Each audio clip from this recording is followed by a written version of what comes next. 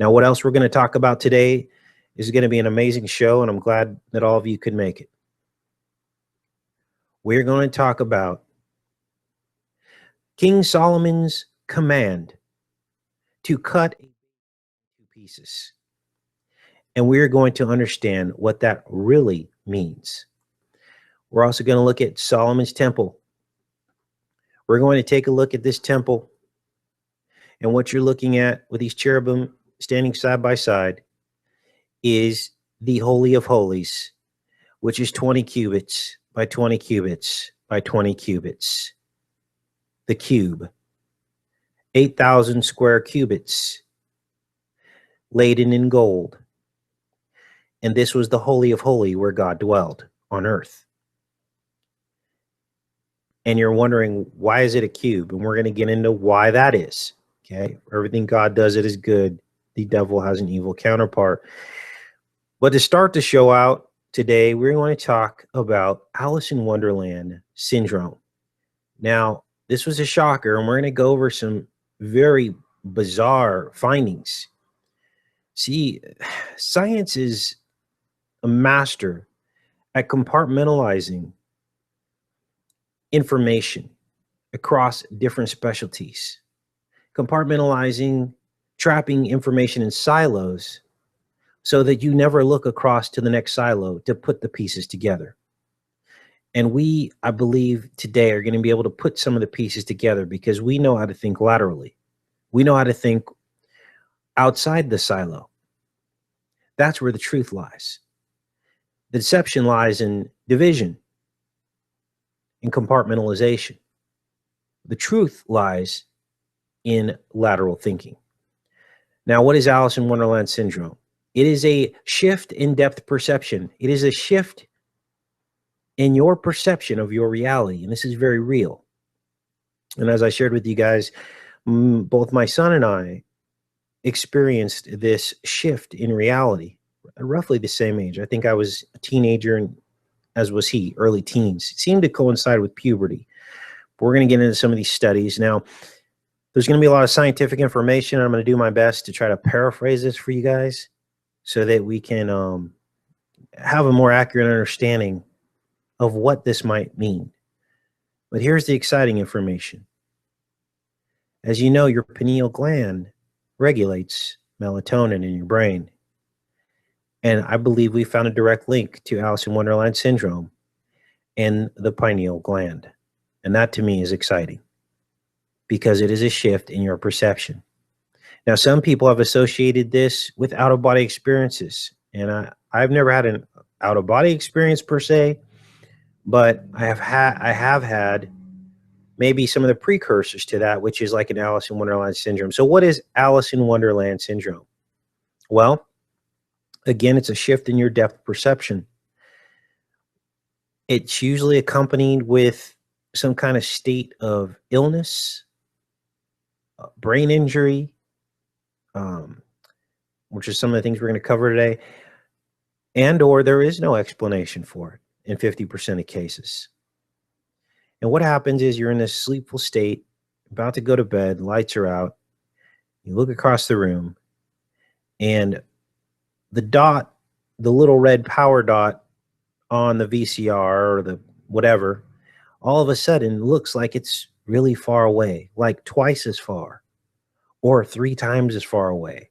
Or when you look at the light switch in the dark, it looks really far away and you feel really big. And then to test it, you can actually stick your hand out in front of your face and it looks really far away.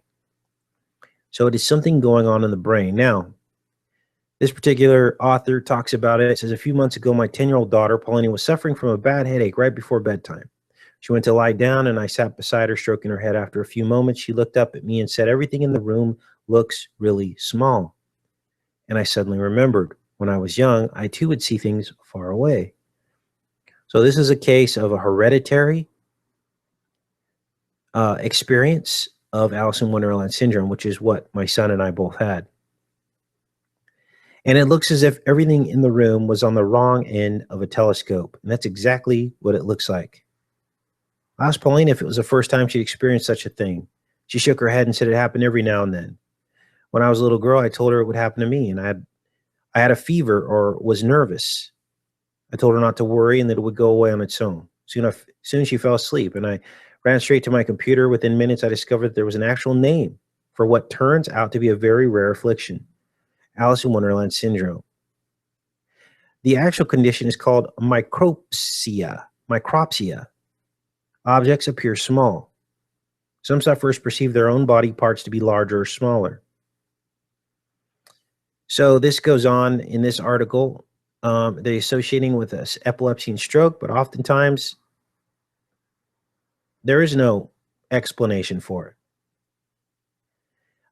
It's not really a hallucination, as she points out here. It's more of a shift in your perception of the reality. So this goes on, and they talk about abnormal blood flow in the parts of the brain that control vision and process texture, shape, and size. We're going to get into that, the parietal lobe. We're going to look at some studies on blood flow in the parietal lobe, where this is probably occurring. The brain of someone with Alice in Wonderland syndrome is just a little bit different from those with other auras, they're calling it. So this goes on, and some people have it associated with migraines.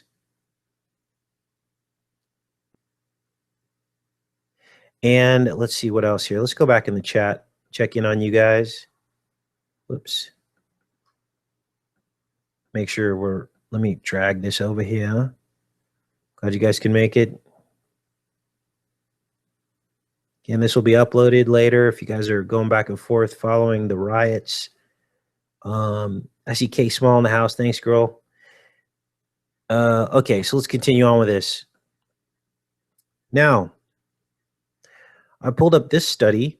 This is called melatonin signal transduction and mechanism of action in the central nervous system, using the rabbit cortex as a model. So what they did is they looked at the parietal lobe, the parietal cortex of a rabbit. Now, what is the parietal cortex?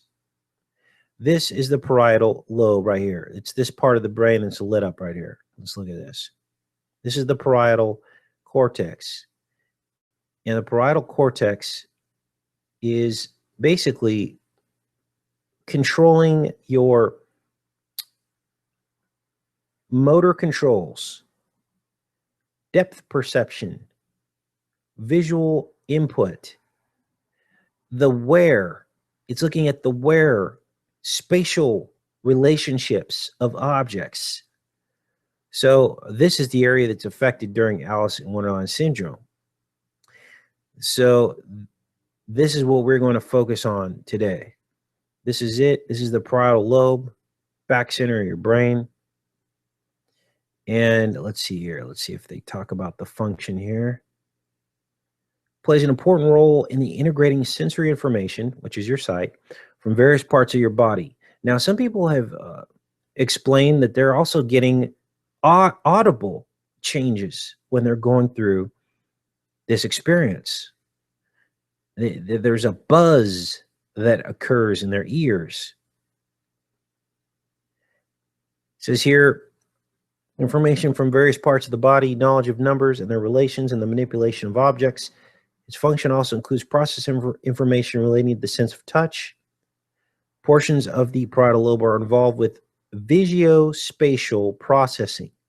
This is what we're going to focus on. That is what is being affected. Although multisensory in nature, the posterior parietal cortex is often referred to by vision scientists as the dorsal stream of vision. We're going to look at that. The dorsal stream of vision. It is the where of the vision, not the how. Visuospatial. Vision in space. Now, this is interesting because there's a lot of talk about the veil, right? The veil of reality and what we perceive in the material realm versus the spiritual realm. So they looked at this cortex of the rabbit. They looked at the parietal lobe in relation to melatonin. Now, melatonin is the chemical that's produced in your pineal gland when the lights go out. We're going to talk about how that works. When the lights go out, melatonin is released. It makes you sleepy. You fall asleep. That's the cycle. Now, it says here in this study, undoubtedly the binding site in the rabbit parietal cortex possesses all of the characteristics of a functional receptor. We suggest that melatonin is involved in the control of fundamental cortical functions, and that it acts in concert with this other chemical called GABA, one of the two major inhibitory neurotransmitters in the central nervous system. So it's saying that there are receptors in the parietal cortex, the area that handles depth perception in space. There are melatonin receptors. What that means is it's linking it directly back to your pineal gland. And this is why I know for me, I would experience this when the lights were out right before bedtime. There was a shift in my spatial reality. Now, let's continue on here because this gets even more interesting. There are two streams, the ventral stream and the dorsal stream. The dorsal stream seems to be responsible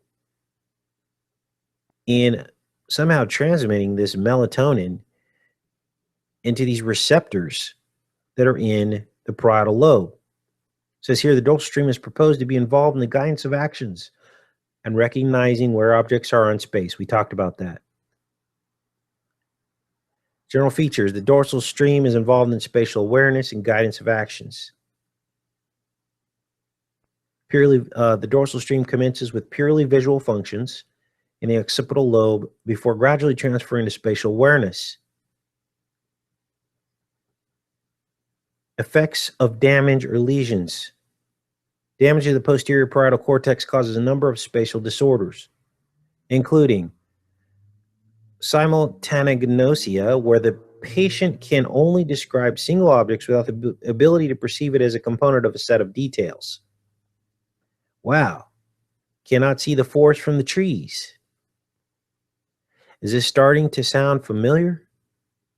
But obviously there was no damage in my brain or my son's brain or many of the other people's brains, unless our brains are a little bit different.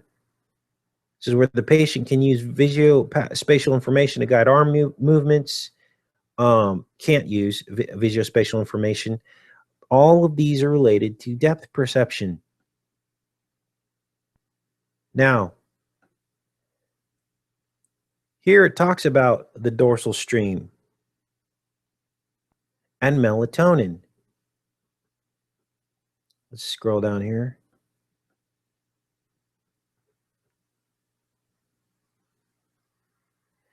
It says a contingent of GCs is directed to hypothalamus, specifically to the suprachiasmatic nucleus, dorsally to the optic chiasma.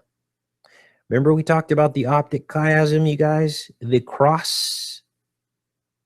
Well, the suprachiasmatic nucleus has a very specific function. It actually detects light coming in through your eyes.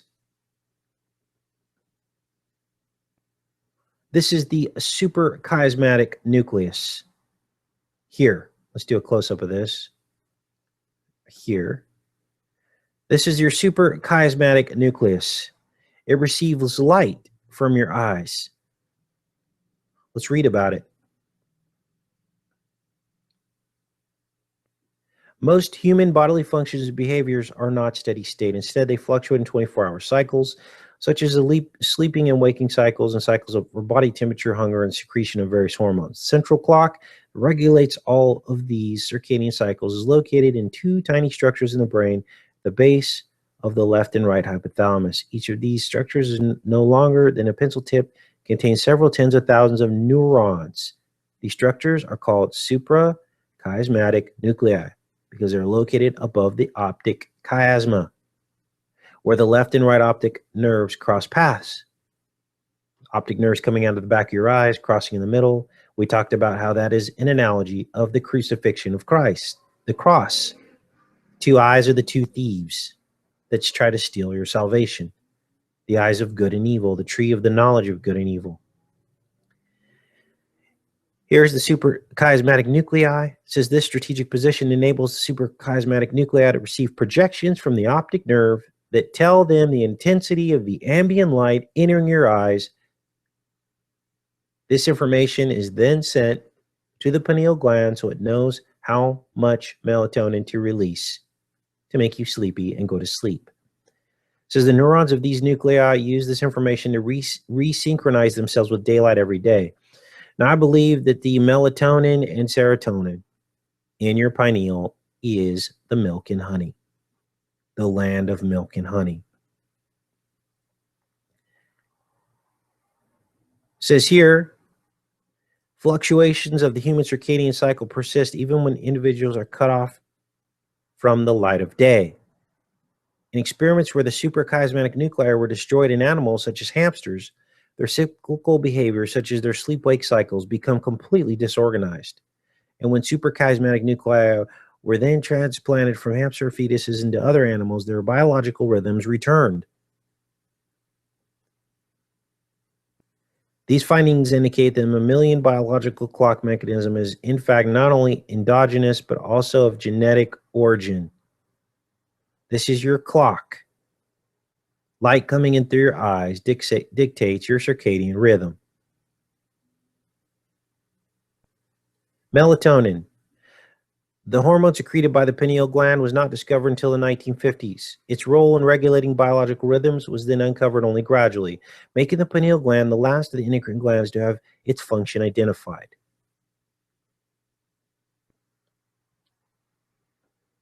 The light coming in through your eyes hits the suprachiasmatic nuclei, which then transfers the information to your pineal gland. Now, what's the pathway for this? Well, they're saying here that the pathway goes all the way down here through your central nervous system and then comes back up to the pineal gland. And I'm starting to wonder, is this suprachiasmatic nuclei following a different path? Is it following this path, or is it projecting onto the pineal gland?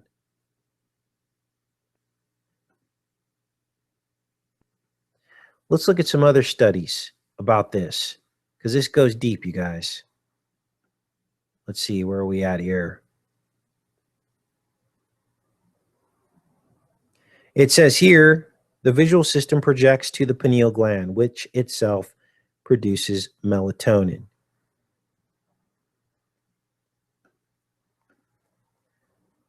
Here it talks a little bit more about the suprachiasmatic nuclei. The clock that controls the circadian rhythm in all mammals is located in a specific nucleus of the hypothalamus called the suprachiasmatic nuclei.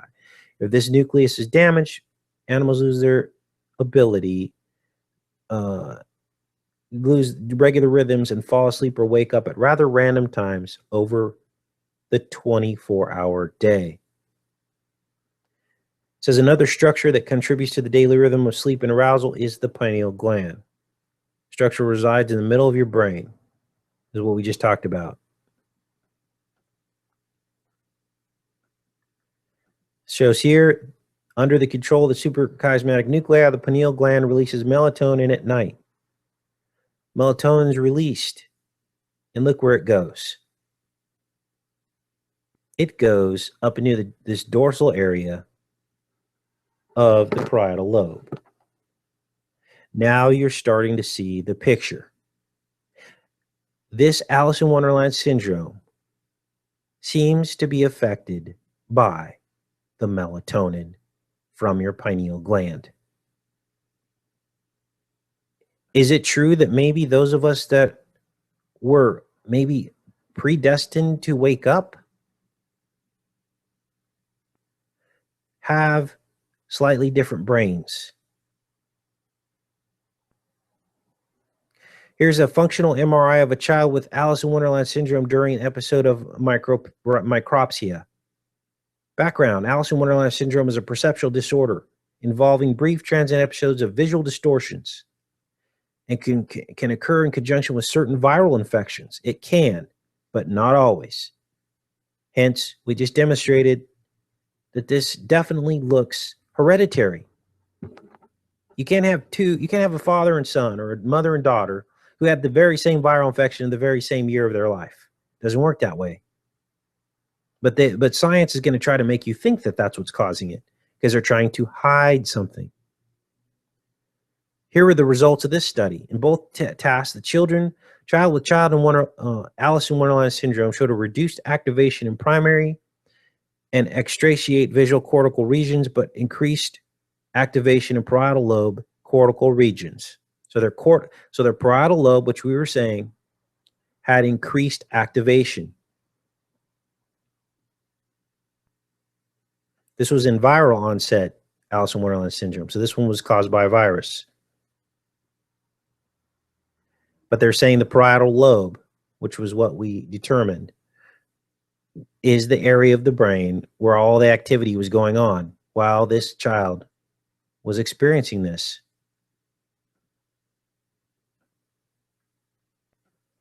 What else do we have pulled up here for you guys? I thought I had one more study. So I thought I would present this to you guys. This is very interesting information because there's something that they're not telling us.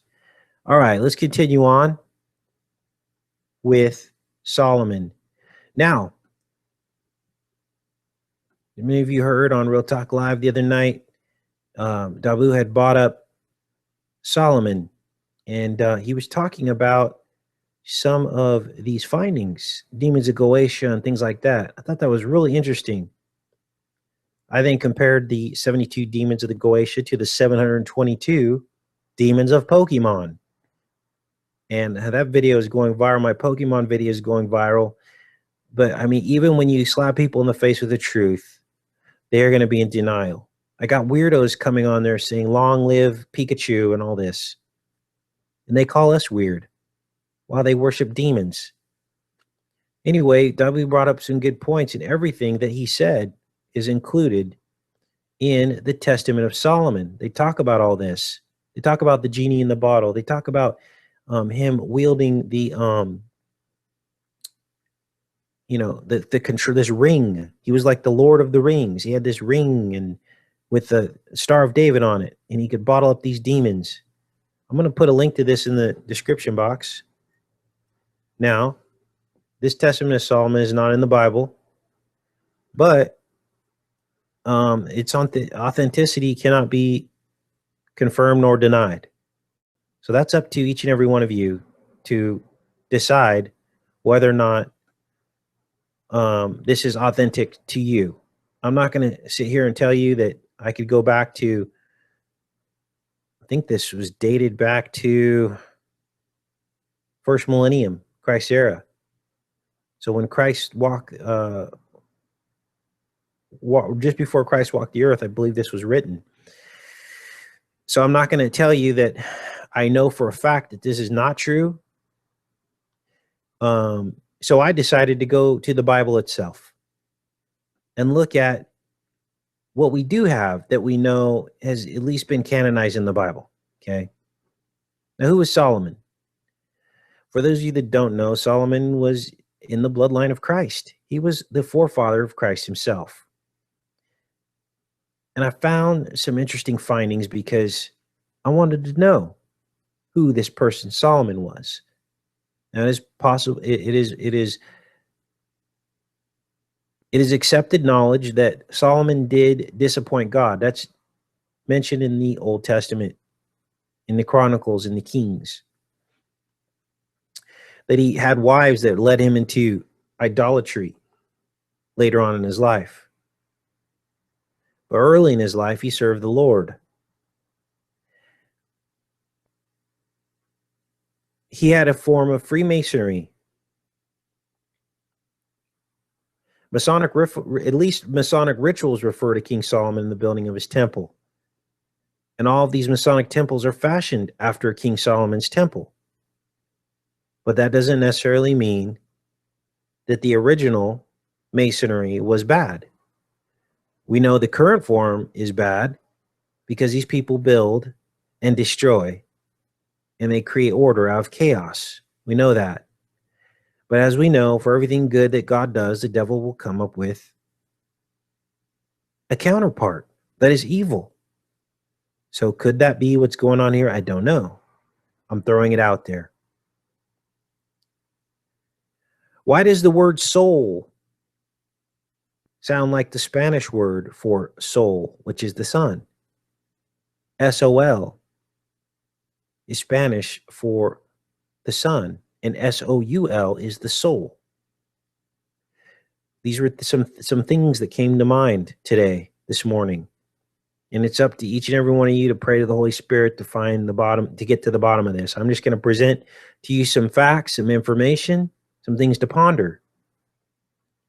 Solomon, does that mean man of the sun? I don't know. And is the sun,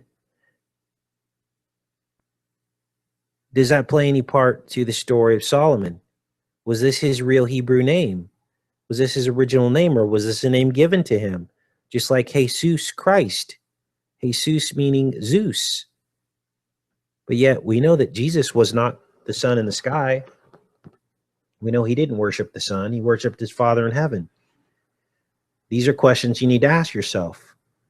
I don't know what the original Hebrew name of Solomon was, or if this was a given name to him. I don't know. But these, we can never throw the baby out with the bathwater. We got to think critically. And we have to allow the Holy Spirit to lead us in all truth, right? So that's the story of Solomon. So let me pull up my notes here. So I'm looking at this. I'm reading in the scriptures where David reigned over Israel for 40 years just before Solomon became king. David was Solomon's father. And David reigned 7 years in Hebron and 33 years in Jerusalem. Guess what? There's your 7337. And there's your 33 degrees of Freemasonry. 33 years. Now, what is the 37? And hold on to your chairs for this, because we've talked about this on this channel, this 3773 cube star matrix. Now, how did King David know about this? How did he know that you could take 72 points, 73 points, 73 dots, and make them, and they would fit into a star pattern?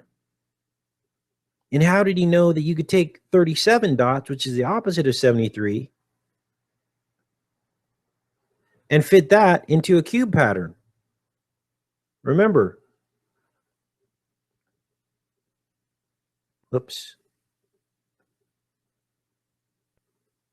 he reigned 7 years and 33 years, right? That's 40 total years, 7 and 33. And this image is found during the reign of David and Solomon. Artifacts were found with this symbol on them. Let's do it. Let's do a search on that so I can show you. Star of David artifacts. Get some of them.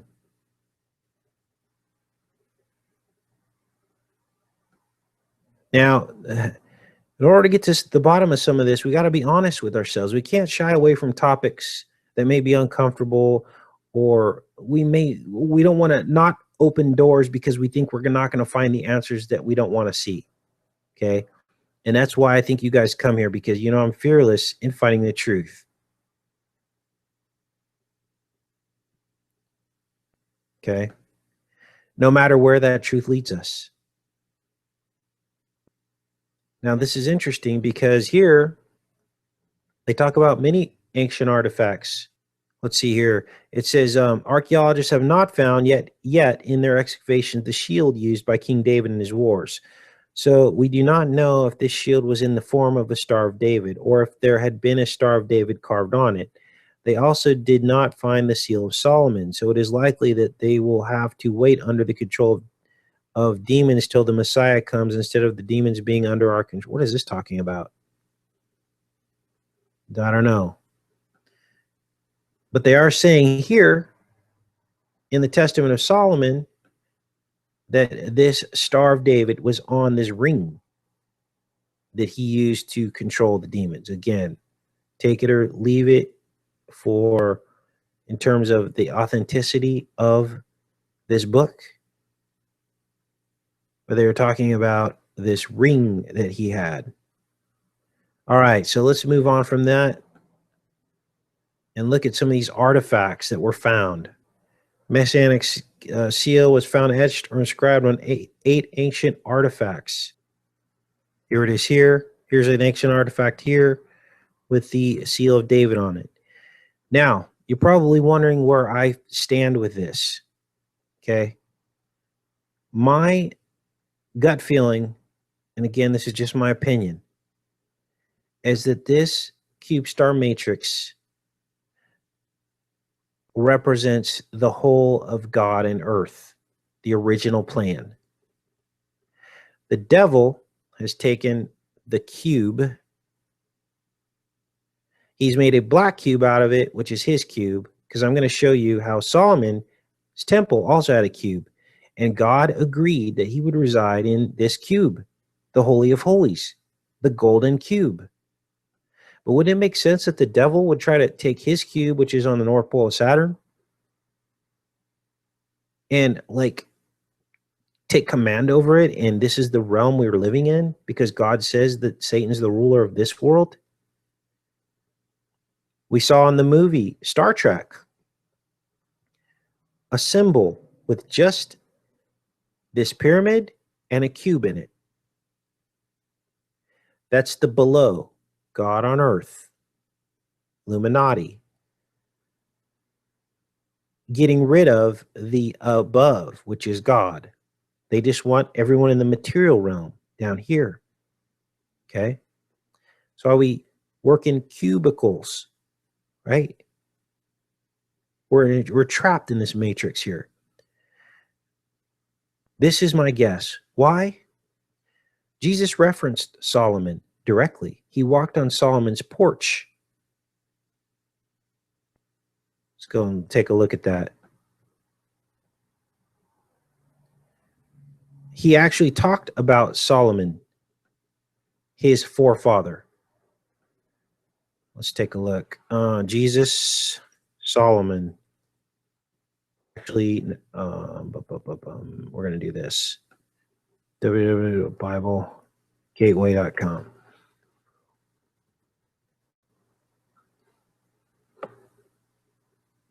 So it's hard for me to believe. I mean, if you believe that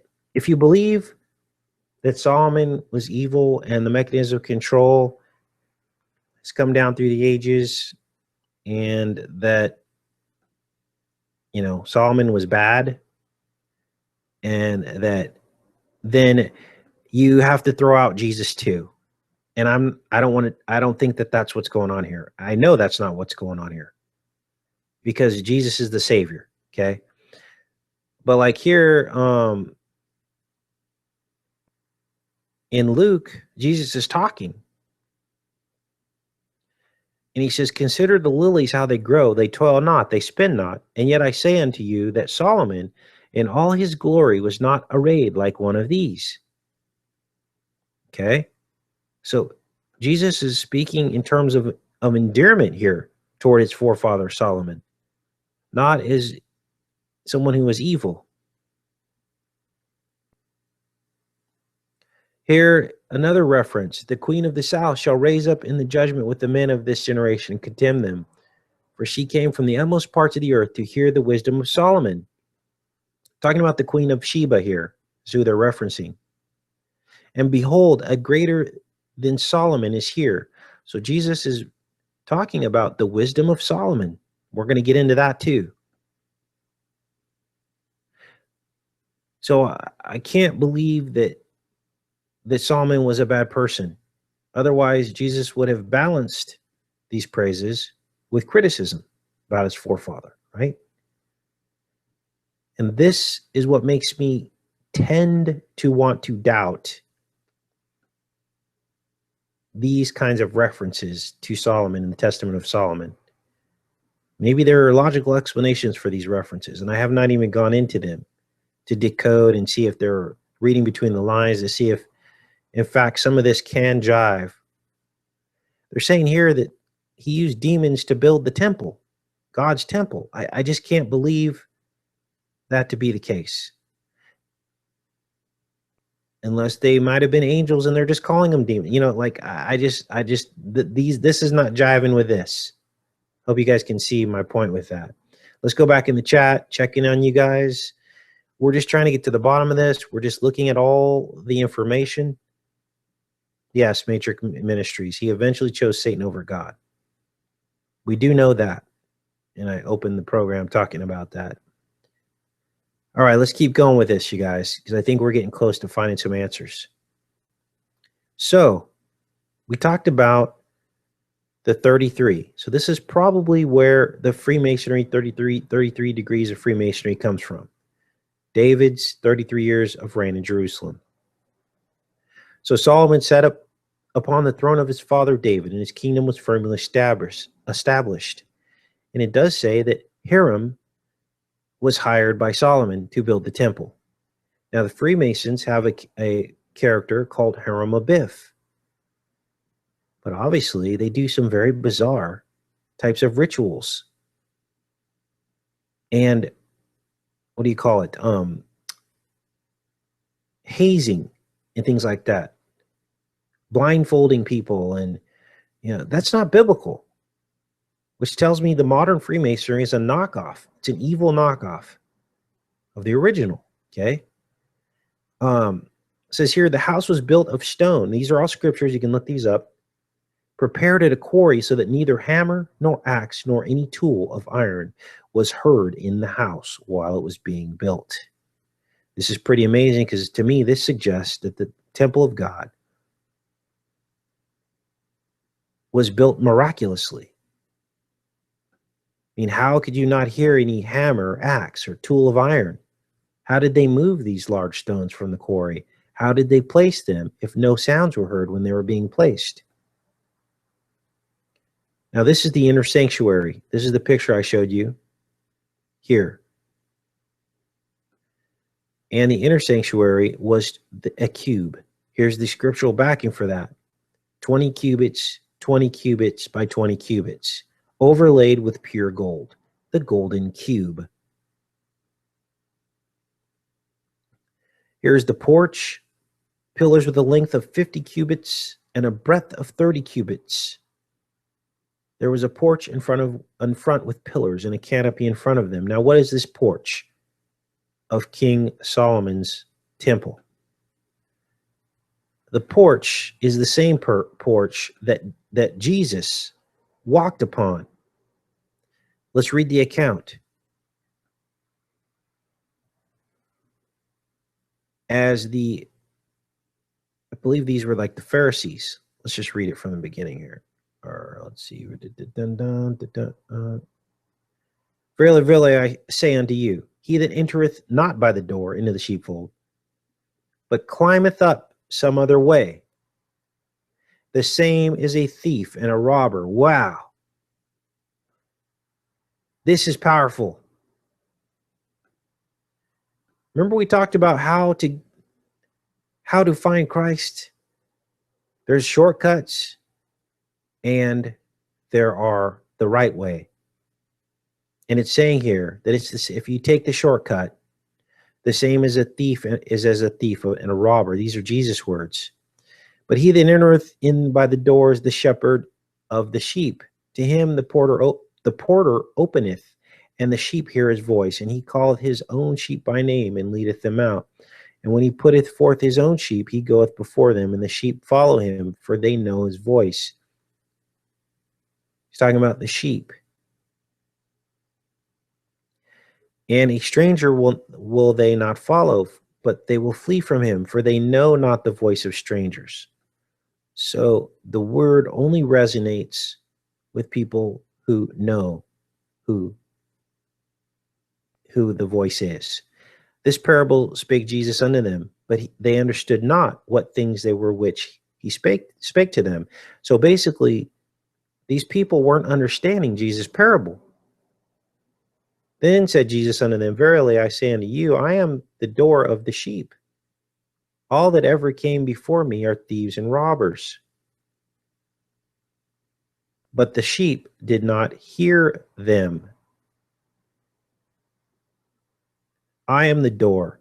By me, if any man enter in, he shall be saved, and shall go in and out and find pasture. So he is the only way to the Father, the only door. The thief cometh not, but for to steal and kill and to destroy. I have come that they might have life, and they might have it more abundantly. You see, I am the good shepherd, and the good shepherd giveth his life for his sheep, which is exactly what he would do. But he that is in hireling, that's interesting, and not the shepherd, whose own the sheep are not, seeth the wolf coming, and leaveth the sheep, and flee, and the wolf catcheth them, and scatters the sheep. The hireling fleeth because he is an hireling, and careth not for the sheep. We're just talking about how Solomon hired Hiram to build the temple. I am the good shepherd, and I know my sheep, and I am known of mine. So we recognize his voice. As the Father knoweth me, even so know I the Father, and I lay down my life for the sheep. And other sheep I have, which are not of this fold, them also I must bring, and they shall hear my voice. And there shall be one fold and one shepherd. Therefore doeth my Father love me, because I lay down my life, that I might take it again. No man taketh it from me, but I lay it down myself. I have power to lay it down, I have power to take it again. This commandment I have received of my Father. He's talking about the sacrifice to come. There was a division, therefore, again among the Jews for these sayings. So the Jews were mad at Jesus. And many of them said, he hath a devil and is mad. So they're accusing him of being possessed by a devil. They're like, you're going to save us? Others said, these are not the words of him that hath the devil. Can a devil open the eyes of the blind? So some people defended him and said, he's doing miracles to heal the blind. How can he have the devil in him? And it was at Jerusalem, the feast of dedication, and it was winter. And Jesus walked in the temple in Solomon's porch. Now watch this, because this is amazing. And you're never going to hear this spoken about in a church, because we're comparing numbers. Remember, God knows the beginning from the end. I know some of you have come forward and said, well, the Bible wasn't even made into chapters until such and such year. I get that. But God's amazing, and he knows the beginning from the end. He knows that Isaiah was going to be chapter 53, comparing to this porch that was 50 by 30, 5:3. Why? Because Isaiah 53 talks about Jesus, the prophet that came before him. And who was Jesus talking about? The people that came before him. What does Isaiah 53 say? It says, who hath believed our report? And to whom is the arm of the Lord revealed? For he shall grow up before him as a tender plant, and as a root out of the dry ground. He hath no form or comeliness. And when we shall see him, there is no beauty that we should desire him. He is despised and rejected of men. This is exactly what Jesus was experiencing before the Jews. A man of sorrows and acquainted with grief. And we hid, as it were, our faces from him. He was despised and esteemed him not. They did not recognize the shepherd. All of the same words that Jesus was talking about as he walked on Solomon's porch, 50 by 30 cubits, and we see in Isaiah 53. Surely he hath borne our griefs and carried our sorrows, yet we did esteem him stricken, smitten of God, and afflicted. Jesus says, I have the power to lose my life and to get it back.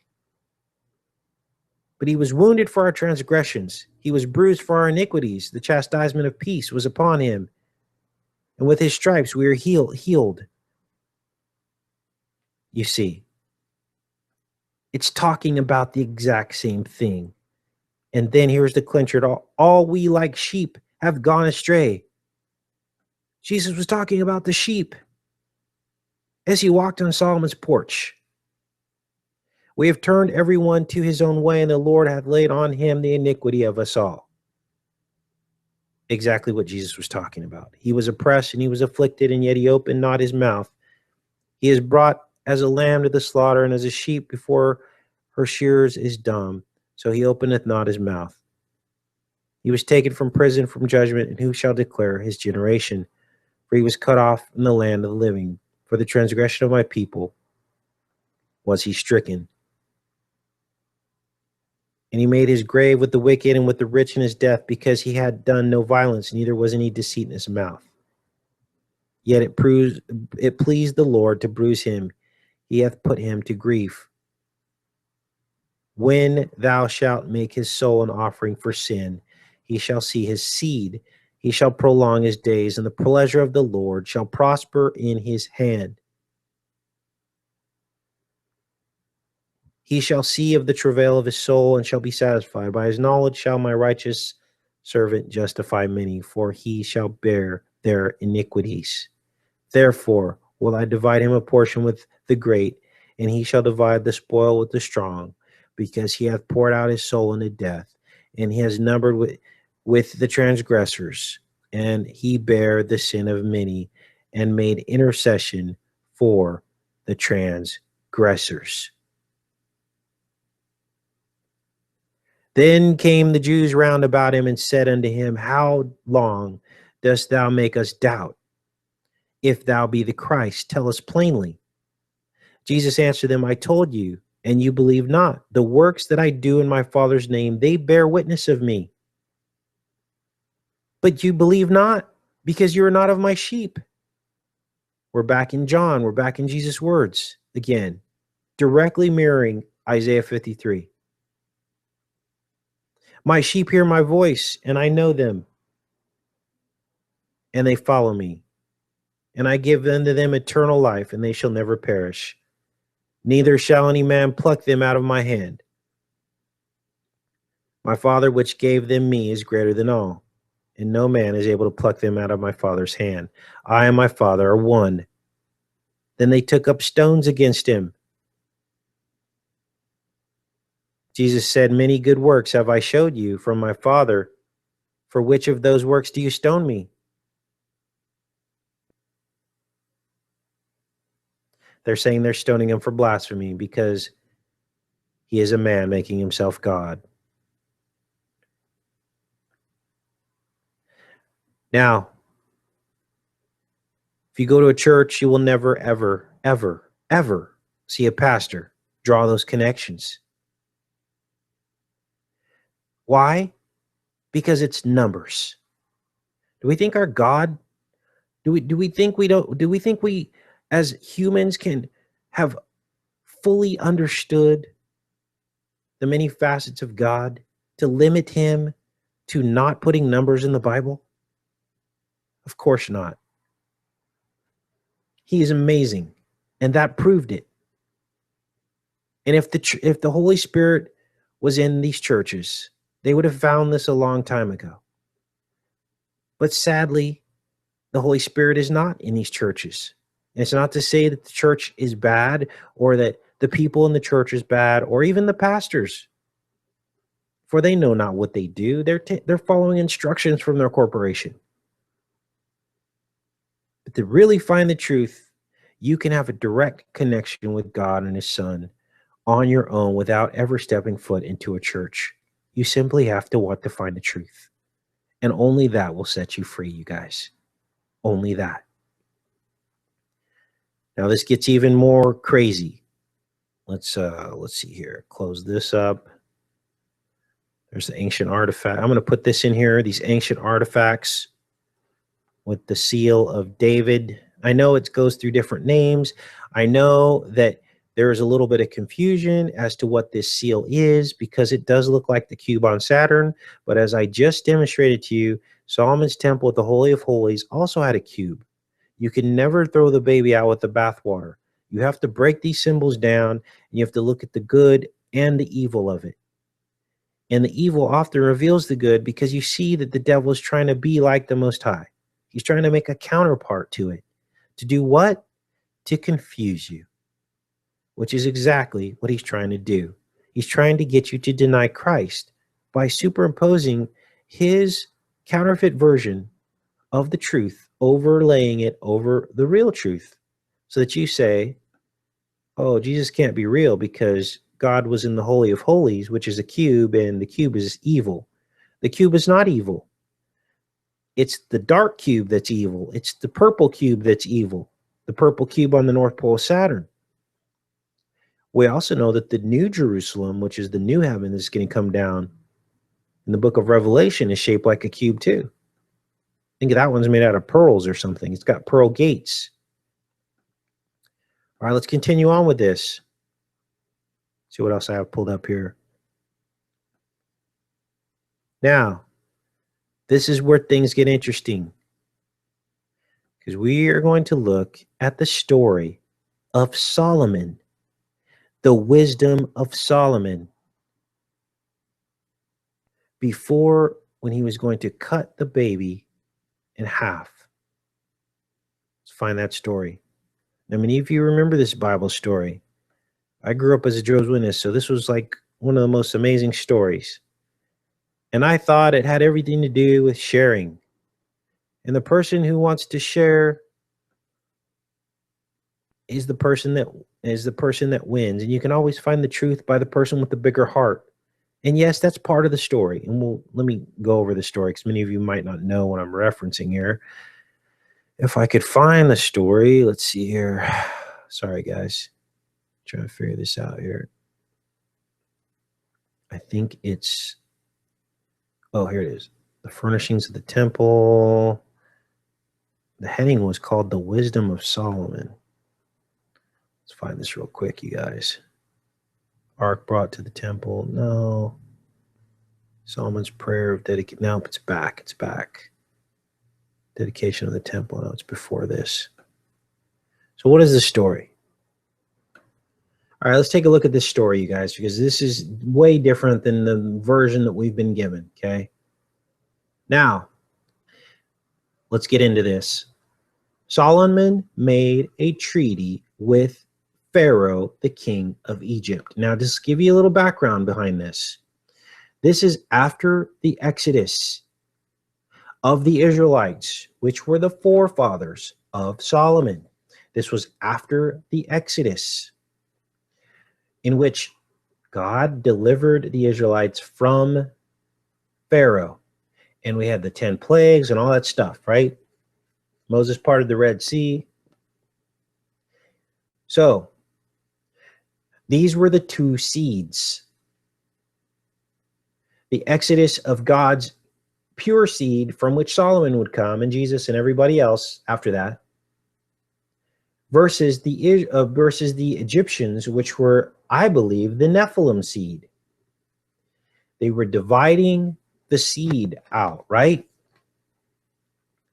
So why would Solomon make a treaty with Pharaoh, king of Egypt, and marry Pharaoh's daughter and bring her to the city of David? Why would he remix the seed? Actually, he didn't have children. The children that he had from this Pharaoh's daughter were not part of the bloodline of Christ.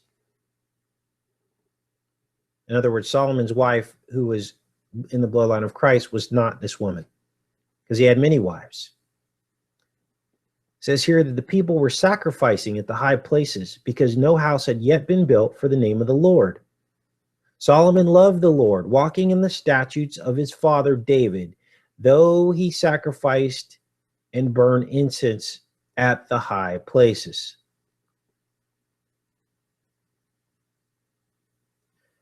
He went to Gibeon. The Lord appeared to Solomon in a dream at night. He said, "Ask what you want from me." Solomon said, "Wisdom." Or he says, "You have shown great mercy to your servant David, my father, because he walked before you in faithfulness, righteousness, and uprightness of heart toward you. And you have shown him great kindness in giving him a son to sit on his throne this day. Now, Lord, you have made your servant king in place of my father David. And I'm still a little child, and I do not know how to go out or come in." This means something. Go out or come in. Well, I don't know yet, but it means something different than what you think it means. "And your servant is in the midst of your people, whom you have chosen, a great people, so numerous they cannot be numbered or counted. Give your servant, therefore, an understanding heart to judge your people." This is what Solomon asked for, "that I may discern between good and bad. For who is able to judge among so great a people?" This is when God gave Solomon his wisdom. He was still serving God. Looks like the only thing he was doing wrong right here was sacrificing and burning incense at the high places, Gibeon being one of them. Now, this is intriguing and fascinating because I looked up places around the world that have these hexagonal columns. They call them basaltic hexagonal features, and they are everywhere. Ireland, Fingal's Cave on the Isle of Staffa, Scotland. Devil's Postpile in California. These are the tree stumps. And there is a hexagon pool in Israel, the Holy Land. And this is it. Now, this sits at about sea level. It isn't a high place in terms of what we would think is a high place, but maybe their high place had a different meaning. Maybe the high place were these conduits to heaven. Maybe that's what these were, the ancient tree stumps. Maybe that's where the fallen angels came down from. Mountains. These are all over the world, you guys. Japan, Vietnam. I'm going to put this link in the description. These are the tree stumps that everyone's been talking about. Put that in here. There you go. Basalt formations around the world. Now, why am I talking about this? Because that's where Solomon would go to sacrifice and burn incense, high places, or it could have been the place. I don't know for sure. I'm trying to figure this out just like you guys are. And at this time, God loved Solomon and worked with him, and he had not enraged the Lord yet.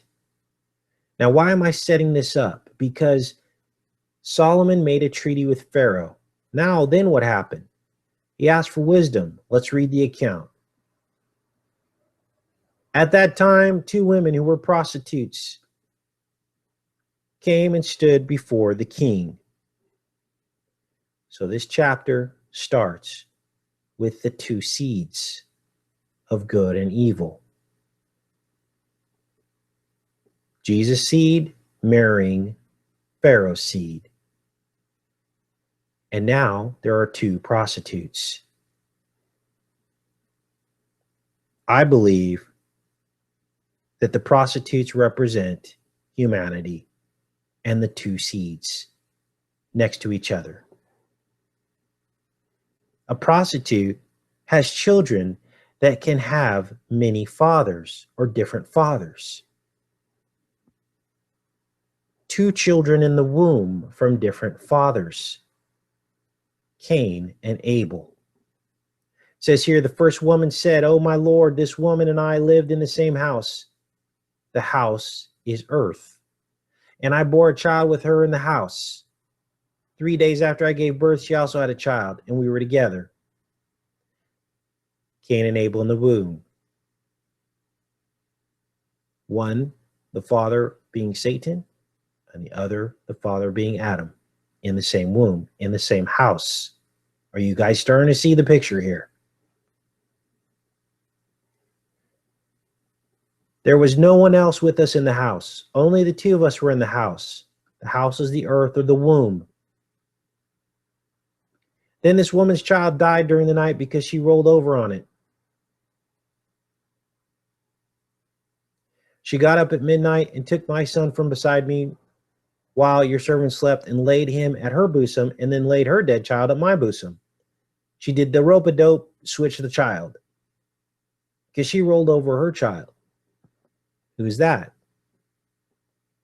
The Nephilim fighting each other. They were cursed to kill all each other in the book of Enoch. That was what was talked about in the book of Enoch. God said, you're in your offspring. Let's look it up. Enoch.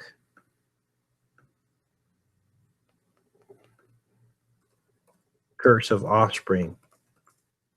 Offspring of Nephilim.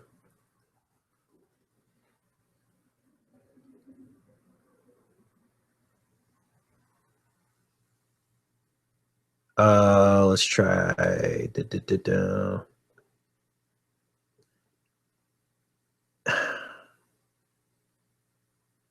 It says something about the offspring all battling against each other and killing each other in the book of Enoch. I'll let you guys find that because otherwise we could be here. This is going to be a very long show. So basically,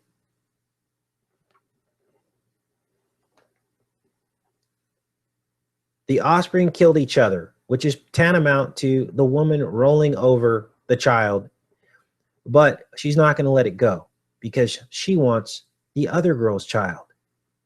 I believe that represents the pure child. It says here, the woman, then this woman's child died during the night. She swapped the child. She got up midnight, took my son from beside me while your servant slept and laid at her bosom and laid her dead child at my bosom. When I rose in the morning to feed my child, it was dead. But when I looked closely in the morning light, I recognized that it was not my son whom I bore. The other woman said, "No, the living is my son and the dead is your son." And she said, "No, the dead is your son, the living is my son." Thus they spoke before the king. So all this came before Solomon. Solomon had to make a choice. And he said, "This is my son who lives and your son is dead." And the other says, "No, but my son is dead and my son is the living." So the king said, "Bring me a sword." And they brought a sword before the king. The king said, "Divide the living child in two and give half to one and half to the other." Are you guys starting to see where this is heading? The wheats and the tares. Then the woman whose child was living one spoke to the king, for she yearned with compassion for her son. And she said, "Oh, my lord, give her the living child and do not kill it." In other words, the true mother was willing to give up custody of her child to save its life. And that is what Jesus Christ and God in heaven has done. But we're in a prison of the enemy on this planet. And God has to let the wheats grow up with the tares until the harvest. And only the people who hear his voice will hear it. But most simply won't. because their father is not of the Lord. Their father is of a different father who does not hear the voice of the shepherd. But the other said, let it be neither mine nor yours, and divide it. This is the bad one. This is the tares, willing to let the child die. Willing to let the child die. That's the devil. He wants to take as many of us out with him as possible. Then the king Solomon said, give her the living child and do not slay it. She is the mother. He knew, this is the wisdom of Solomon. He was talking about the wheats and the tares. And it says here, all Israel heard of the king's judgment, and they feared the king, for they saw that the wisdom of God was in him to execute sound judgment. And that, you guys, is the wisdom of Solomon.